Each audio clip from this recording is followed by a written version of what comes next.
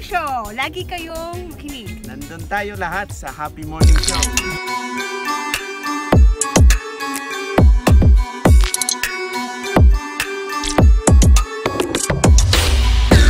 Happy morning, Ma'am Juana. At sige po, at pakisuyo na lang po kung ano may papayo natin sa ating mga kababayan. Happy morning, Ms. Horizon Chaser. Thank you for following Resony Mrs. At kung makikita niyo po si Ms. Horizon Chaser, 52 na pala. Pero ang ganda-ganda kasi kumakain ng gulay. So yun po ang key, kumain ng gulay para sa mahabang buhay. Eat more fruits, more vegetables, more whole grains. Konti lang po yung processed food, cut out refined sugars, at talagang gaganda kayo, papayat kayo, at mas healthy ang buhay. So yun po, please follow Juana Yupanco on Instagram and TikTok. My website din po ako with all our free recipes, juanayupanco.com. Have a happy morning! Hi! Happy morning! Muli ang inyong Ms. Horizon Chaser para sa ating SMS News sa SMT na kung saan ay narito po tayo kaya sana manilhayan natin ang mga research and development ng ating mga scientists dito sa ating bansa dahil kumpleto po lahat yan para sa ating mga pangangailangan. Food loss in production side and also in the food waste in the consumption side. So that would be through the linking of the consumers to the producers. So the SunCap features are pro-producer, pro-consumer, and pro-non-wastage. So the farmers offshoot of the National Year Prize, which is the brainchild of academician Rasco. So when I came back from my master's, he told me, or he asked me to create a program that would encourage or involve the consumers in the achievement of rice self-sufficiency, which was the goal of the Department of Agriculture or the national government that time. So he firmly believed that we cannot achieve rice self-sufficiency if we will not include the consumers, because it's a function of both production and consumption. So even if we increase our production, if the population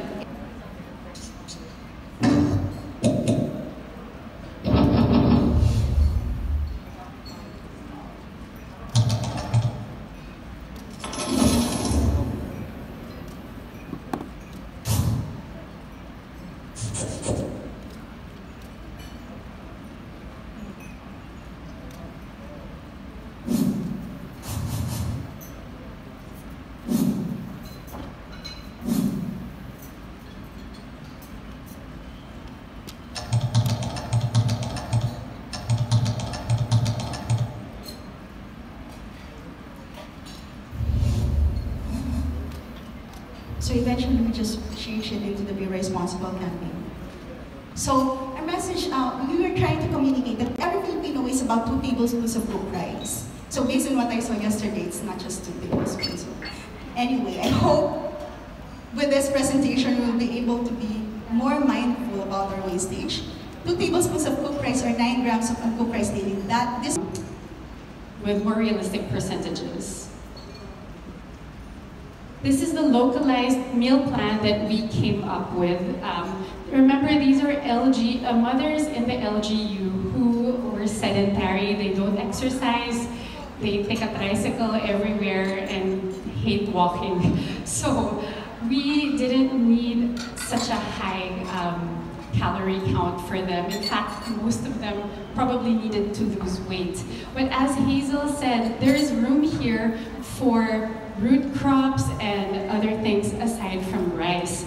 And the good news is we didn't take rice away from them. What we found rice, you just need to measure it and mix it with other things. So speaking to a lot of communities, I found that data, raw data in itself, does nothing for them. Most of the time when I show data, I get this. They just stare at me. It doesn't matter to them because it is not relevant for them. So I broke down, you give them ideas of what they can eat. Also telling them that fruit is not bad. You know, in Ormoc, they're known for langka and piña, and it was so weird that nobody was eating it because they're scared of the sugar, they're scared. Pero kumakain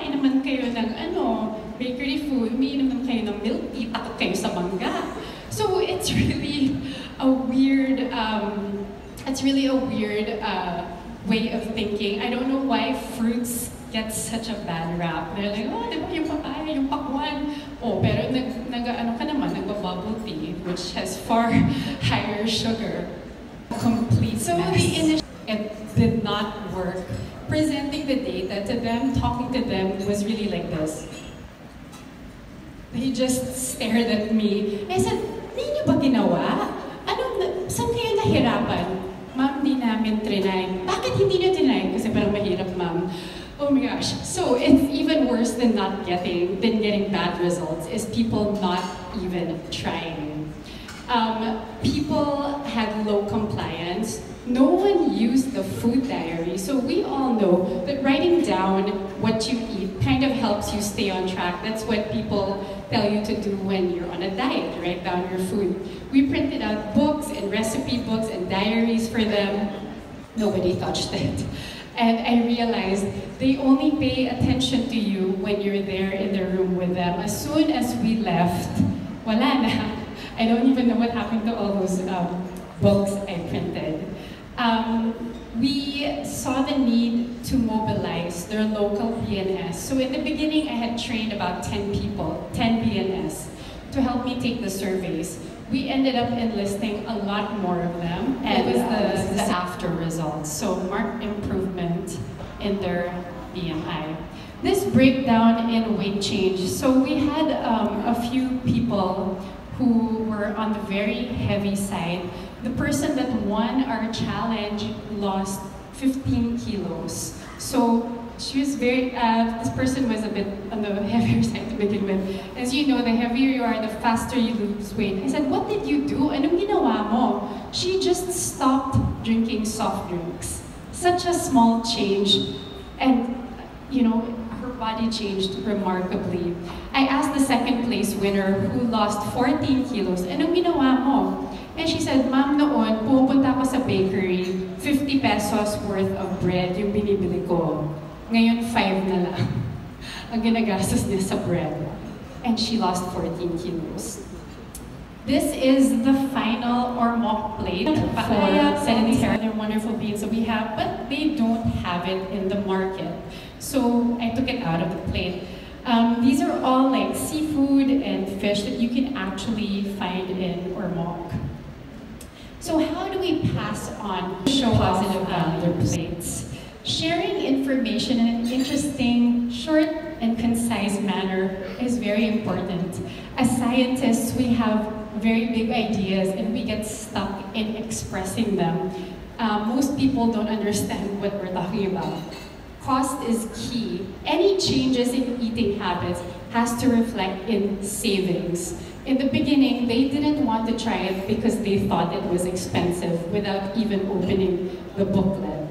And my last bit to make data useful is make it marites. So this was so useful because somebody saw, oh, si ganon, laki ng pinayat niya.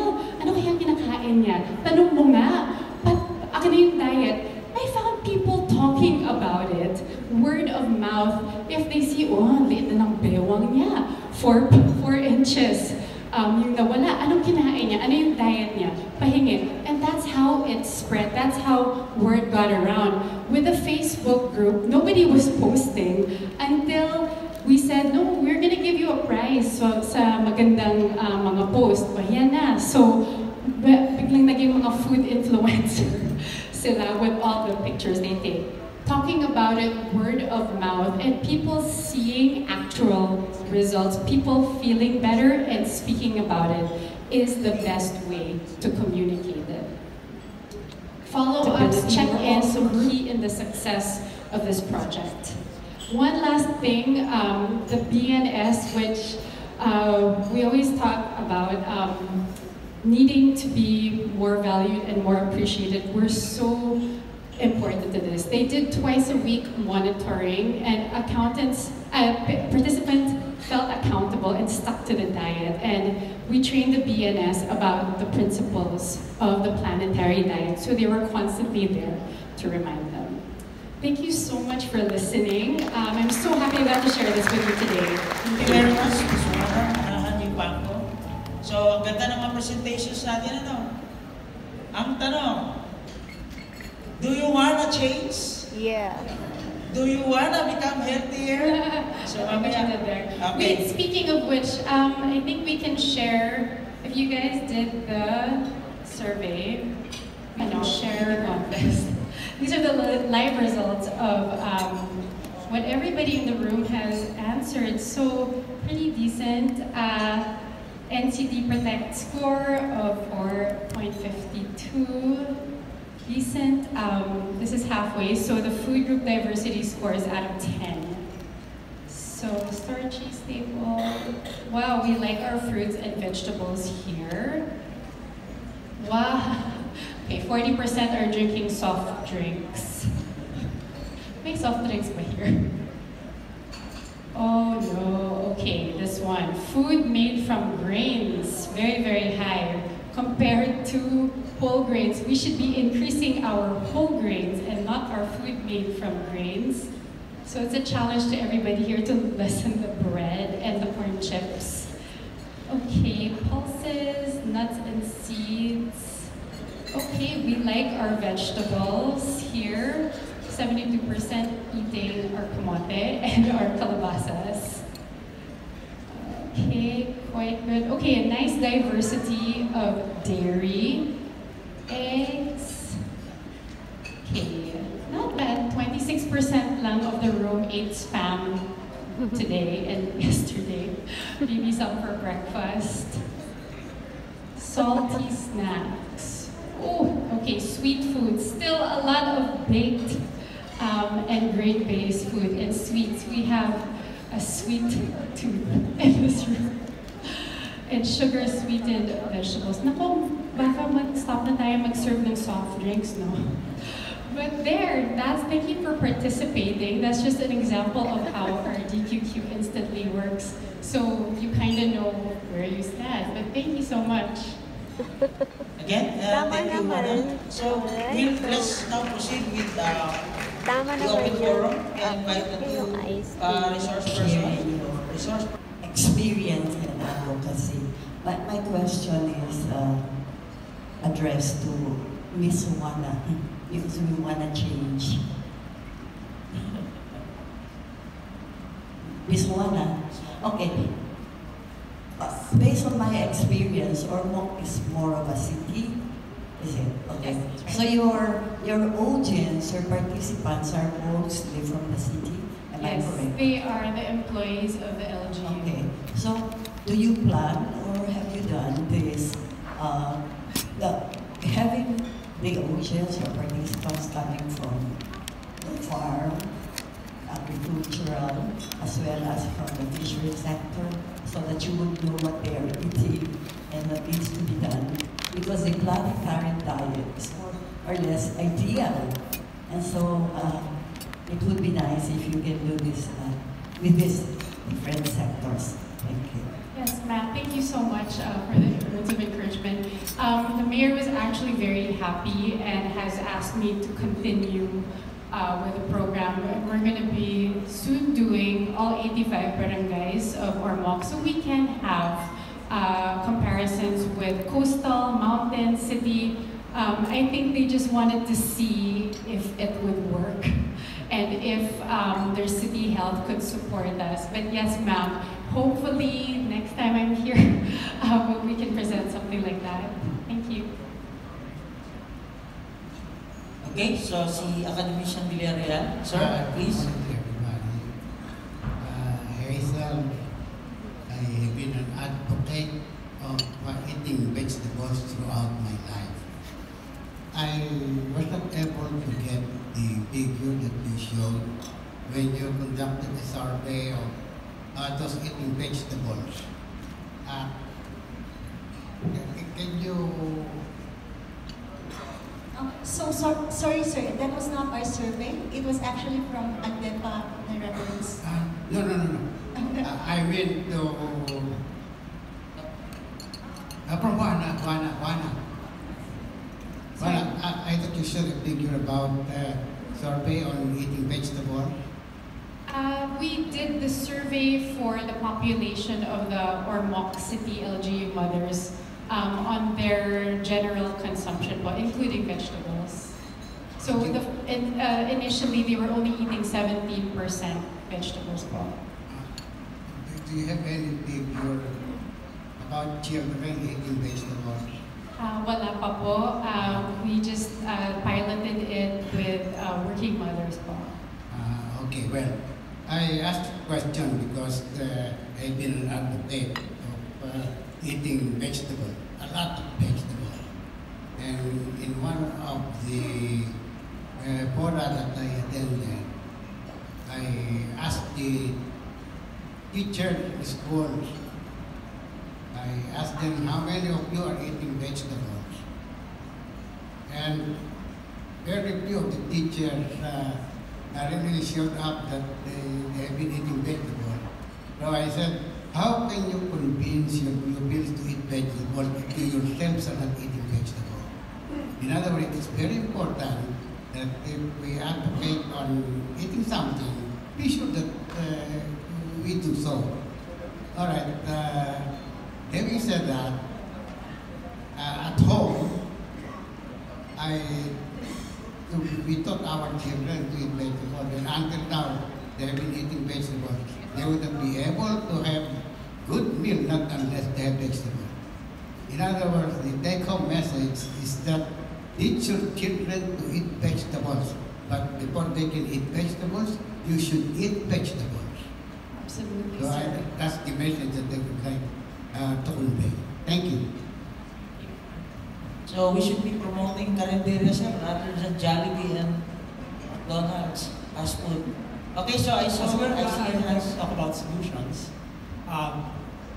Tama kasi yung next speaker natin, si Dr. Deba. We talked about brown rice and bread.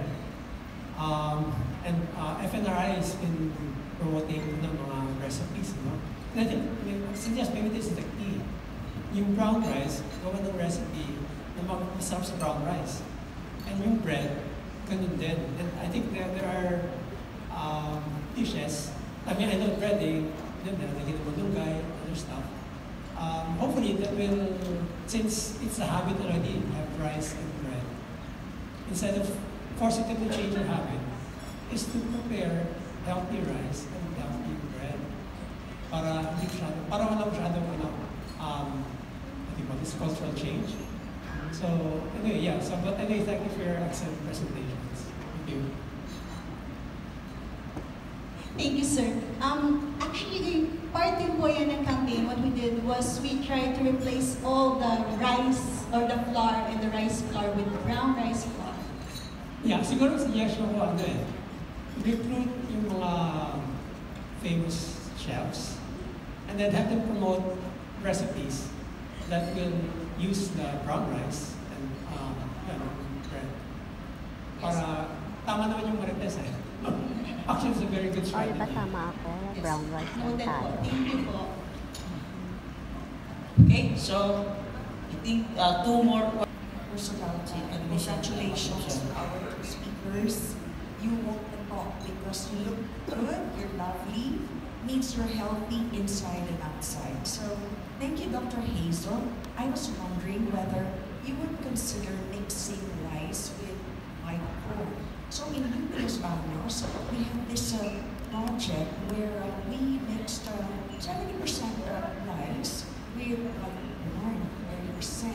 And the glycemic index really goes down, and the price also goes down. And you feel fuller for a longer time, so you tend to eat less of this staple. And that's also because rice is cultural. Taking white staple like white rice, polished rice, is almost a cultural or religious thing. So we have a part of the project in UP Los Baños to survey how the UPLB community would take the ritmo, which was also promoted by then boxer Manny Pacquiao. Okay? So anyways, we hope that you will consider this and maybe grow the hectareage for the planting of white case of Madam Juana, congratulations. And I think we are happy that you have gone on this advocacy. And I would like to ask you how you curate the Marites. Because it's the most common thing, you know, endorsements, this and that, before and after. Ang dami-dami niyan all over the world. And then the public is actually misled. So in your case, you're a scientist. So how would you ensure that what you are claiming is in fact true? So truth verification versus falsities or fraud, I think that's very important, okay, for promoting this major important advocacy works. Thank you. We control, quote unquote, control that is by making sure all the information is available for people to see, which is why we produce the Ormoc Planetary Plate along with all the portions and the calorie counts. So we tell them, spread that, yan ang ipakita nyo, because what works for one person will not work for another person. And we always tell them at the end, when we told them at the end of the program is, remember that she stopped eating bread, she stopped drinking soft drinks. But if you did it otherwise, it wouldn't work. What you need to remember are the principles, our guiding principles that we give you. So, unfortunately, I can't do anything so much if they're talking like that, but we do spread out all the information. So far, that's the most practical thing I can think of, but I'm super open to any ideas. One lady lost 4 inches in her waist, and she told everybody it's because she hula hooped. I don't know if that's actually true, but a bunch of people bought hula hoops, right? And I said, hindi sa hula hoops, so kinain niya po. Binawasan talaga po ang mga food panda nila. So, thank you. Sir, thank you, ma'am. Yung sa rice corn po, actually that's one of yung mga common rice mixes that we're promoting. In fact, in 2013, nagkaroon po kami ng rice mix days. So it's Thursday. Thursdays are rice mix days. And corn po yung nirecommend namin. And it's the same proportion as you said. 70% white rice and 30% corn. Unfortunately, well, hindi po kasi malalasahan na yung corn, di po ba? But you get the nutrients. The problem is yung food sources. Kasi yung mga farmers nga po ay hindi masyado nagpa-produce for corn grits para sa consumer. So, yun din po yung sana na tama po kayo, tumaas yung production ng white corn that we can mix with rice. Okay, so, limited yung time natin. 2 more quick questions. So, very inspiring. I just like to ask also for both of you, one of the basic problems in people on diets is how to maintain them on the diet. Our experience is that they may actually be in a diet, and then when they get their target weight, then they start eating again, and then they sort of backslide. And studies show that when they backslide, they're even worse than before. So I'd like to ask both of you, what do you think, or maybe have done already, strategies or campaigns on how to maintain them on the good diet, and of course for rice, how to maintain this good habit of not eating too much rice or not to waste them. Because, you know, people tend to backslide, especially when they already being, you know, noticed by people, you know, wow, lost weight, or for example, hindi kumakain ng only rice. And then they go back to their previous one, even worse. So that's my question. Thank you. Okay. Tama yun. Sa amin po, sa promotion po kasi ng brown rice, ang maganda sa brown rice, it's acquired taste. So once you start with brown rice, you just keep on eating brown rice and you don't want to try the white rice again. Although, of course, para before you get used to it, you really have to go through a lot of process para masanay ka sa brown rice. And I think more than that, give them more reason to do the diet. Not just for their personal health, but other reasons po, for the community, for the country, and yun na po, kung ano pa yung ibang maitulong sa kanya. And siguro po, it's not just para pumayat sila, but for their health reasons, para mas gumanda yung performance nila sa work, makatulong sila sa environment nila, and yun na po sa family nila. Tama. In our case po, we're actually now going into the maintenance phase. So we purposely drop the calories to quite a low number, around 1,500 for the 60 days, but they really only did 30. Now we're giving them a new one that's slightly higher at 1,800 or to 2,000, which is still okay for them. They shouldn't gain weight if they're eating the right kind of food. So they can eat a little more, but it's always emphasis on the kind of food that they're eating. So even if they vacillate, say 2,000, 1,500, and just stay around there definitely will be some weight gain, but hopefully not like back to before. And they say it takes 21 days to develop a habit. So within 30, even 60, hopefully this new way of eating, nawawala na rin when you're looking for tasty, salty food, right? That goes away na rin after 21 days. So we hope that eating a little more will satiate them. Sa simula lang mahirap, pero pag Okay, so 2 more questions. Si Sebastian and then si Sir Boy. Yeah, I think we have to make two issues you can work together. Because one is at the national level, and the other one at the barangay and the local level. And the methodology you are using are actually complementary.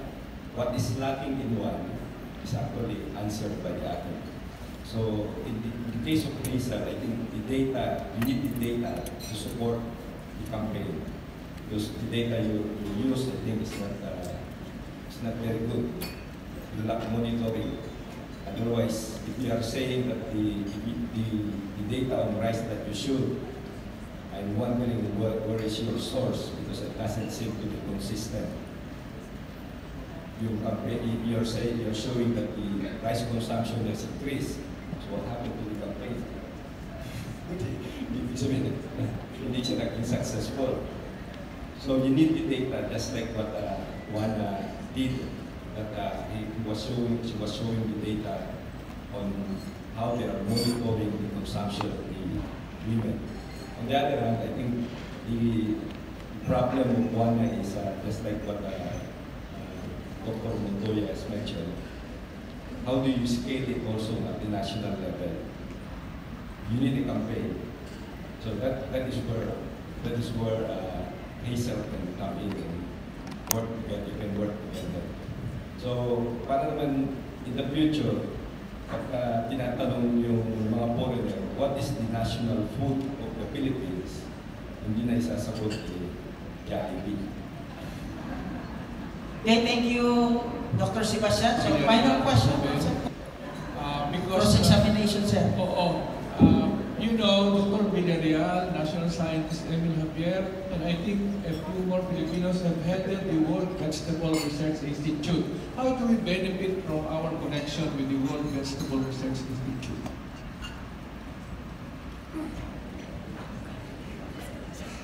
Mahabang discussion yan, sir.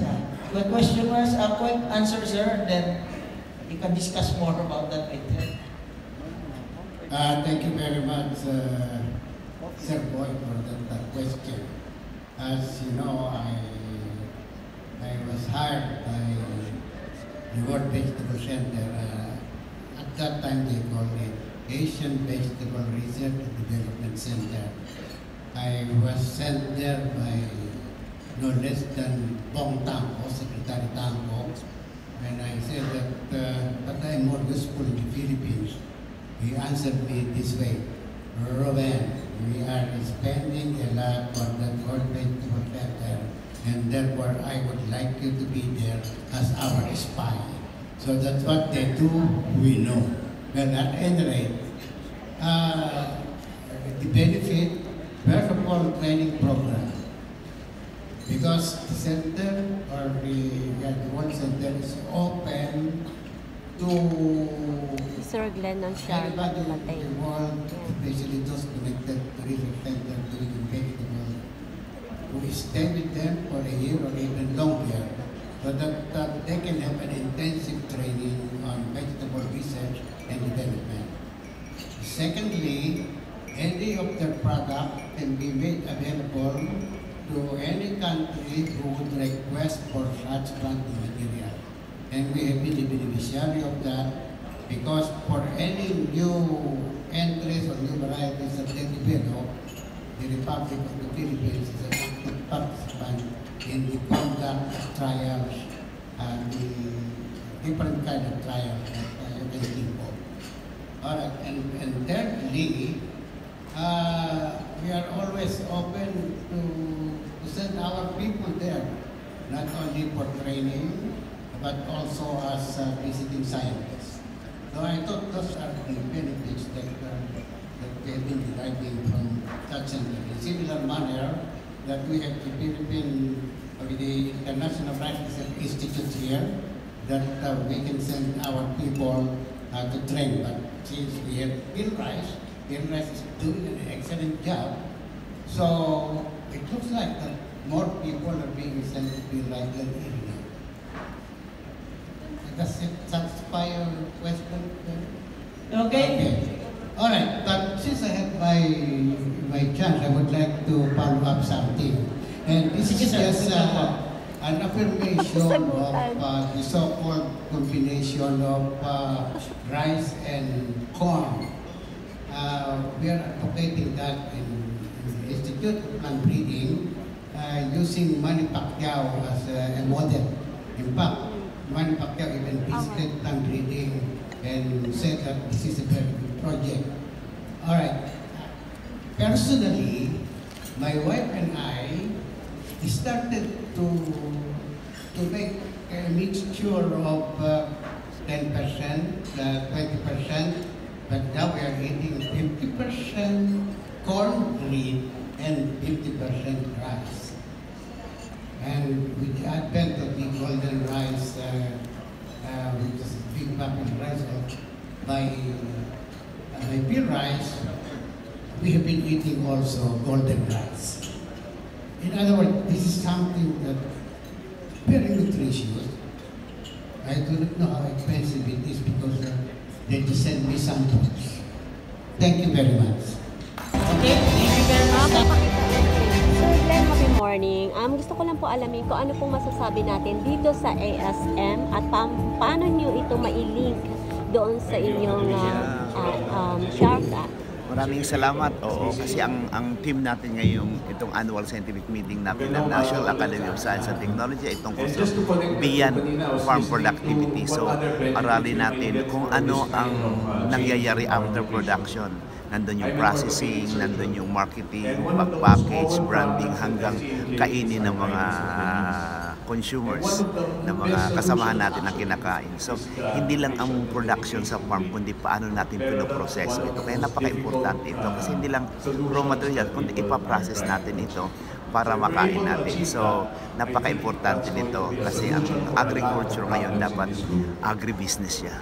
Business side na siya. Kaya yun that's the only way na maging ma-transform natin ang agriculture natin sa Pilipinas by go beyond productivity. Dapat i-benta natin maayos, i-package natin, i-process natin. Maraming salamat. Alright po. So, Director, yung di ba po nakatutok tayo ngayon sa kalusugan, sa tamang pagkain. Sang-ayon po ba kayo rito? At ano po ang maipapayo niyo sa ating mga LGUs, government o mamamayang Pilipino? Yeah, kasi ang agriculture kasi hindi lang pagkain kundi nutrition yon. Kaya ang agriculture, ang pagkain ay maging vehicle, maging daan para makuha natin ang proper nutrition ng tao. Kaya ang agriculture kasama pag-alaga natin sa kapaligiran, sabay-sabay sa ito yung unlad, ang farmer, ang consumer, at the same time nutrition ng ating mga tao. So ganun ang kagandahan ng ating annual scientific meeting ng beyond farm productivity, lampas hindi lang sa productivity kundi ayusin natin i-strengthen natin ang ating farm food system, buong value chain ng food system. Maraming salamat. Alright, salamat po. Last na sir, personal.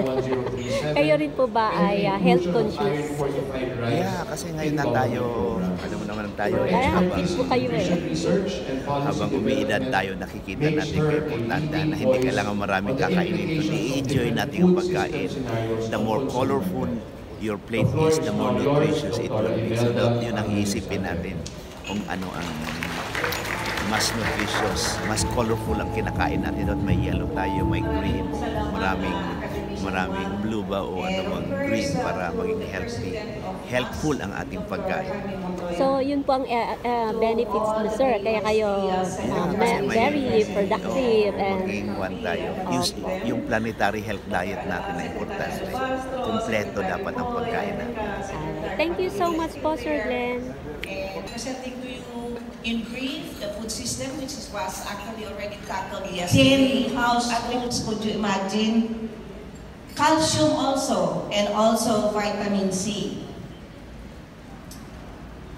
Ano pa ang epekto ng ating business as usual na food na agriculture? 0.23 billion educational loss and 160 billion loss of productivity due to premature mortality. Could you imagine? Ang malnutrition, magkakos po siya ng loss of productivity because of prematurity, ng premature mortality. So ano ba yung solution natin? No? So meron na po understand the characteristics, the behavior of the community. We must have to study the landscape of biodiversity, safe, sustainable production systems, post-harvest. PCR or scrub type is agent adaptation and then enter the environment. And then there are also those that are called secondary microplastics. These are the ones that are fragmented from big plastic containers. Hi, I'm Juana Manahan Yupango. I founded Mesa ni Mrs. But my focus is in food security and nutrition. So at Mesa ni Mrs., we create plant-forward recipes using bahay kubo vegetables and others that are not in the song. I'm actually quite interested to meet Dr. Bignay to find out, is there a blueberry? Do we have a blueberry in the Philippines? You know, the equivalent. So I love researching things like that. I think the main advocacy I have is to tell people that nutrition is affordable, it's available and attainable, and you don't have to have a lot of money to do it. My area of research is currently focused on the planetary diet and honing that to the Philippine lifestyle and available crops. So I'd love to chat with some of our young scientists here. Hindi na ako young, Mamel. So hindi na ako pwede mag-apply. But thank you. News online. So ang itatanong ko po dito, yes, kasi matagal na akong umaattend na sa annual meeting, pero ang gusto kong itanong, bakit nyo napili yan, research na yan? At ano yung nasa isip nyo na matatanggap ba yan ng NAS o hindi? Then, ano yung second option nyo kung hindi sa tingin nyo mapapasa yung una yung naisip na research? Kaya na lang, Dr. Eusebio. So bumababa na po kasi yung ating resources for drinking water and tayo po ay napapalibutan ng seawater. And hindi po natin ito na-utilize. And ito po yung aking advocacy na ipaintindi or sabihin sa especially sa government na yung mga nasa islands na ating mga kababayan ay nahihirapan talaga sa access na potable water. So yun po yung akin, water security, yun talaga yung gusto ko. But if not that one, I don't have anything else. Security. Yeah, so hindi siya parang skills lang na kailangan ng mga estudyante. Siya ay essential tool para sa research. And yung applied math po kasi ay actually multidisciplinary, madaming application sa iba't ibang fields. Kaya yung sagot ko na rin po dun sa tanong number 2 ay wala rin akong sagot sa number 2 po kasi nga pwede ako pumunta sa any other field kasi as long as may maka-quantify, may number, may equation, kaya po namin puntahan from sasagutin ko yung number 2 muna. Kasi po yung sociology po ay pangalawang buhay ko na po. No? Ang una ko pong birth ay nurse po ako kasi po yung ako po ay pumasok sa kolehiyo na iniisip ng lahat ng mga magulang na pupunta ng abroad, di ba po? So, pero po, ang naging exposure ko po kasi bilang nurse po ay community health. So, kaya po nung nag-open po ng oportunidad na makapagkuha po ng advanced degree sa sociology, particularly in health sociology po sa Lasal din po ko graduate. Grinab ko po kasi feeling ko mas tataas po yung kalinangan ko in relation to that. In particular naman po ng area na study na pinuntahan ko ay parang isang kasala ng aking dalawang profession po, no? Yung pagiging nurse ko na health at saka sociology, yung pagiging scientist ng lipunan po, no? So yun po yung sort of naging story ko. And then kaya po tinitignan ko yung emerging adulthood as a particular area of study ay dahil gusto ko pong malaman, how does it mean to be an adult in the Philippines? Diba? Saan ba nagsisimula yung kasi diba, dati natin tinatanong, kailan ka ba naging adult? No? Iba-iba po siya kada kultura. So yun yung mga gusto natin tanong, malalaking tanong na gustong sagutin. At ano yung impluensya nun sa kabuuang kaginhawaan ng buhay nila. Salamat po. Started nung undergrad. HMS News. Lahat po kayo talagang kailangan ng mga kababayan natin, lahat tayo. Andyan na lahat po. Pero ang ugat naman is nasa utak natin. So sa mental health po ako. Ayan. So sa mental health po, bagamat kabataan pa lang ang kanyang pag-aaral, paano po natin masasabi or magawang maitulong? Kasi marami po mga doctors, marami po mga professionals, pero may problema sa mental health, di ba po? And hindi rin sila naging productive. O may nakukulungan na doctor, may nakukulong na lawyer, di ba po? Dahil may mga behavior na hindi po kayang pigilan. So, ano po yung ating pag-aaral dyan sa ating mga baguhan pa lang po? And paano sila matulungan kapag po may mga pagkilos sila na hindi po siya normal, na hindi kayang pigilan, bagaman napakahusay at yung kanyang resource.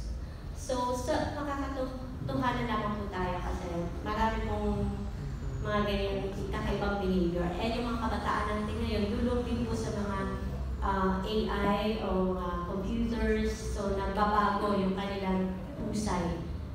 Kaya paano po ang tulong na gagawin natin, sir? Name again sa mental health is o paano na lamang o ano bang gagawin nila kapag po may ganun silang nararamdaman? Kasi sayang naman po ang inyong galing. Siguro, i-declare ko din po yung aking particular na limitasyon kasi po ang tinitignan ko bilang hindi po ako psychiatrist, no? Hindi po ko tumitingin ng actual na sakit. Yung mga promotive po ako, kaya pagka didescribe ko yung aking study, laging well-being kasi po mga positive. So, kung titignan po sa akin, no, particular dun sa mga naaral ko, una, napaka-importante po na mag-build ng resilience. Pero pag sinabi po kasi natin yung salitang resilience, pag sabi kasi sa Pilipino, resilient, laging iniisip yung kalakasan ng apog mo, di ba? Pero hindi lang kasi yun eh. Ang resilient sa amin, bahala na. Oo, di ba? Kung kaya ng loob mo, di ba? Yung lakas ng loob, tatag ng loob. Pero dapat matatag din ang pamilya, matatag din ang eskwela, matatag din ang lipunan. So, when we talk about resilience, hindi lang individual resilience, pero the resilience of our systems. Alam mo JP, no? Na kailangan resilient din yung mga systems natin kasi hindi naman na may mga bagay na hindi natin makokontrol in terms of mga challenges sa buhay, no? So importante po na kapag kasi kung titingnan natin ang lipunan, ang individual na konektado sa iba't ibang sistema ng society, pagka yung isa bumigay, pwedeng saluhin ng ibang sistema, no? So pwedeng kaya di ba minsan pagka may isang nalulumbay, pwedeng damayan ng kaibigan, damayan ng pamilya. So papalakasin natin yung mga sistema. So dapat tama si ma'am, kung ang nutrition multifaceted din po ang ating pagtingin at hindi po reactive, hindi yung pag may problema na tsaka mo lang. Kailangan sa umpisa pa lang, pinapataas na natin resilience ng lahat ng level po na ito. Sana po nasagot ko yung tanong. Opo, nasagot na. Ikaw ano lang kaya. Opo, so yung sa... Alright, so di na lamang pang microphone. Yung pinapalakas po natin yung tiwala, ano, parang ganon. Tama po ba? Pinapalakas po na, kasi po, syempre, pag nag-iiba na tayo ng level sa sistema, iba na po yung panukatan, iba na yung aspeto na tinitignan sa resilience. Pag kunyari sa individual, syempre, pag sinabing resilience, katawan, tibay ng loob, no? At saka, pagkakakilanlan sa sarili. Kasi pag mas kilala mo yung sarili mo, pag strong ang identity mo, mas madali mo naiintindihan yung mga nangyayari sa paligid mo. Yun yung aspect. Bukod sa napakaraming pang aspeto, no? Pag pamilya, iba naman ang kumusta ang relasyon ninyo? Paano pagka mayroong humahagupit na problema sa pamilya? Ano yung routine na ginagawa ninyo para hindi kumalat yung problema sa buong pamilya?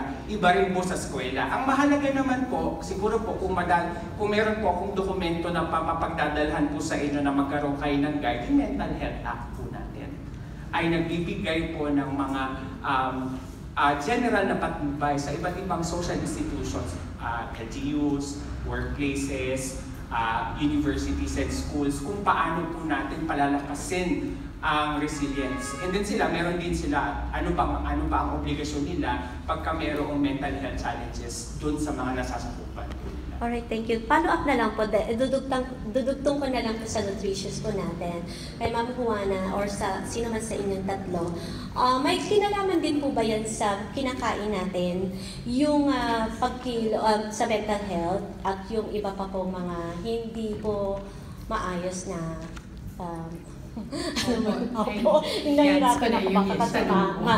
So there's a lot of studies that are done on the gut-mind connection. You are what you eat. So that means if you're eating a lot of processed foods and things with high sugars, high fat, that affects the gut microbiome. There's a direct connection to the brain. Tama ba po? So a lot of people ask me, I have 2 children, they're 12 and 14, and my kids are super chill.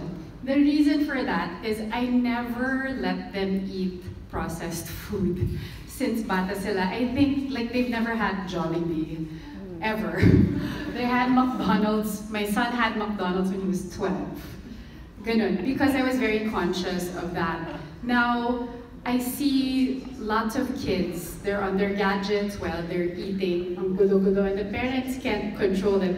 More than the gadgets, they're also, more often than not, feeding them junk food. So, pag bata pa lang, that's really when it starts, and this is something that Dr. Montoya is always reinforcing, is like the children, the behavior is absolutely connected. From when you're young, that already gets developed, the gut microbiome, and it's connected to behavior. So kung magulo yung kid mo, they can't focus, they can't pay attention, check what you're feeding them. And that's all, parang, it's all connected na. So, sa adult din po, ma'am, diba? Sorry ba? Yung mga adult din po natin. Yes, absolutely. Hindi lang bata. Correct me if I'm wrong, but it leads to parang anxiety, depression, all of that stuff. The more clean your food is, it's gonna come out katulad niyo po, in your skin, in the way you look overall. So connected. I agree with Juana. That's the gut to brain, no? And also so sir, no? And I actually I'm impressed with all your studies na sinasabi mo na the environment.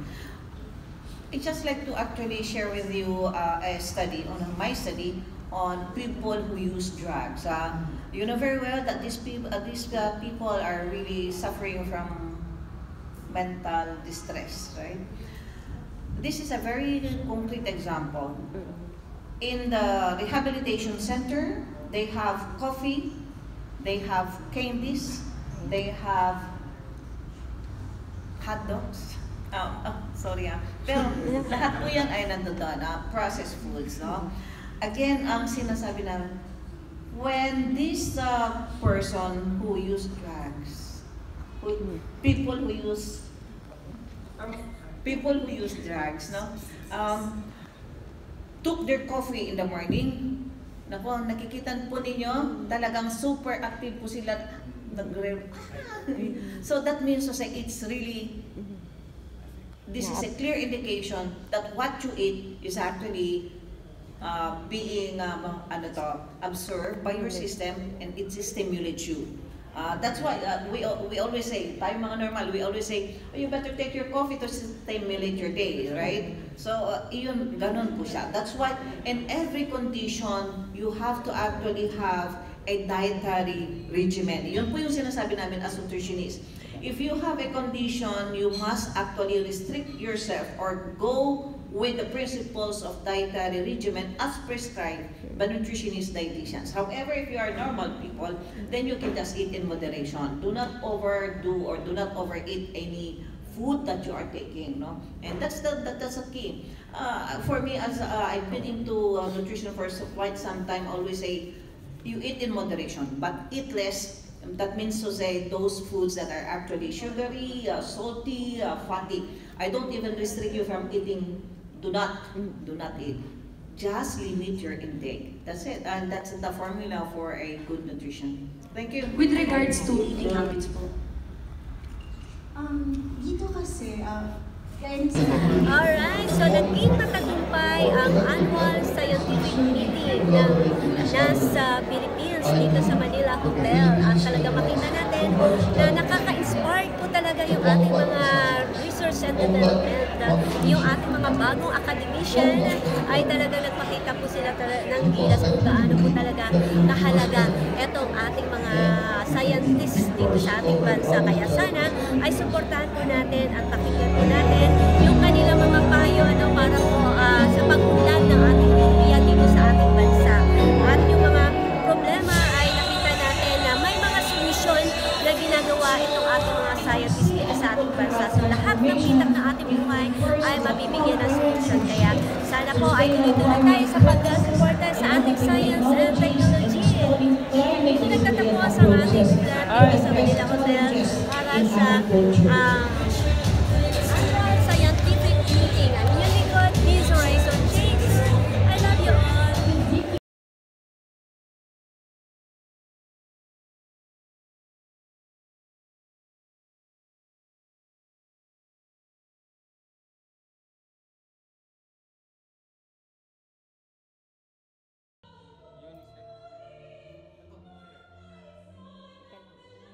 Nasimulan ko na eh.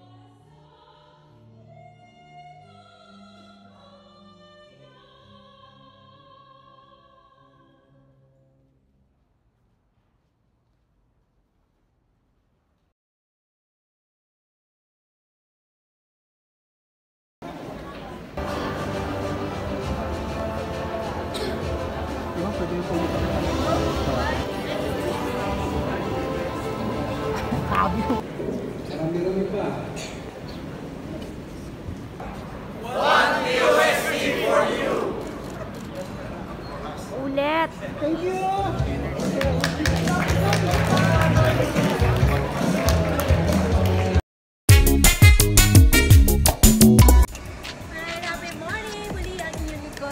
Si Dr. Renata. Yes. Happy Morning Show! Lagi kayong makinig. Nandun tayo lahat sa Happy Morning Show. Kailangan ng KSK Sushi Bar.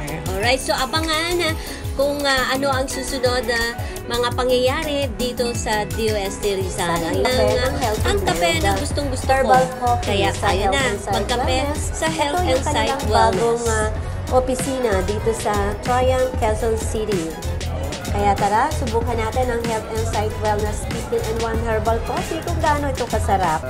Nagkakape ka na, nagba-vitamins ka pa. Okay, so i-try natin yung kape kung gaano ito kasarap. Tikman natin gaano ito kasarap. Libre lang dito sa Health and Sight kapag po dumalaw kayo.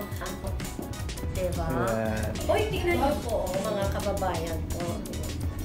Ang bango sobrang bango. Diba? Kapag medyo stress ka, wala talaga yung stress mo. Ganito kabango yung kape. Yung mahilig sa brewed coffee, parang ganun din yun. Sarap po talaga kahit alam ko na tikman ko na ito. Ulit-ulitin mo. Hahanap-hanapin niyo po. Totoo, talaga ito yung kape na gustong-gusto ko. Kaya sana, matikman nyo rin po at tsak magugustuhan nyo. Happy morning! So, lumipat na po kasi ang Health and Sight Wellness. Dati po doon sila sa Mother Ignacia. Dahil syempre, dahil napakasarap ng kape at mahusay ang mga produkto, natural lamang na umuunlad po ang isang company. Ayan, so dito na tayo, napakagandang kumpanya ngayon ng Health and Sight Wellness. Kaya sa mga gusto pong pumunta rito ay alamin nyo lamang sa kanilang website. Di ang inyong lingkod, Biz Horizon Chaser. Dito nagtatapos ang ating nalakap na mga balita at nag-uulat. Happy morning!